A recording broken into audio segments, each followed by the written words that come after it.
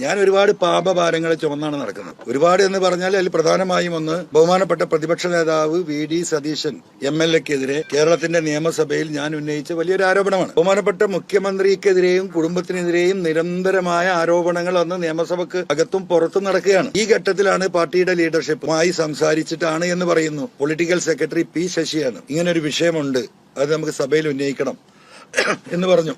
ഈ വിഷയം ഡ്രാഫ്റ്റ് ചെയ്ത് എന്റെ അടുത്ത് തരികയും കൃത്യമായി എന്താ പറയുക ടൈപ്പ് ചെയ്ത് തന്നിട്ടാണ്. എം.എൽ.എ ഇത് ഉന്നയിക്കണം സഭയിൽ. സ്പീക്കർക്ക് പരാതി നൽകി ഉന്നയിക്കാനുള്ള വിഷയം സ്പീക്കർക്ക് നൽകി with the permission of the സ്പീക്കറാണ് ഞാൻ സഭയിൽ ഉന്നയിച്ചത്. ആ കാര്യങ്ങളും ചെയ്യുന്നത് ഈ പാർട്ടി ലീഡർഷിപ്പും ശശിയുമാണ്. അപ്പം എന്നെ സംബന്ധിച്ചിട്ട് എനിക്ക് കേരളത്തിലെ 3.5 കോടി ജനങ്ങളോട് ഈ വിഷയത്തിൽ പറയാനുള്ള ഒരു കാര്യം എന്ന് പറയുന്നത്, ഈ വിഷയത്തിൽ അദ്ദേഹത്തിനുണ്ടായ മാനഹാനിക്ക് ഞാൻ കേരള സമൂഹത്തോട് മാപ്പ് ചോദിക്കുകയാണ്, ആത്മാർത്ഥമായി മാപ്പ് ചോദിക്കുകയാണ്. ബഹുമാനപ്പെട്ട പ്രതിപക്ഷ നേതാവിനും അദ്ദേഹത്തിന്റെ കുടുംബത്തിനും അദ്ദേഹത്തിന്റെ ബന്ധുക്കൾക്കും അദ്ദേഹത്തെ സ്നേഹിക്കുന്നവർക്കുമുണ്ടായ വിഷമത്തിൽ അവരോട് മാപ്പ് ചോദിക്കുകയാണ്.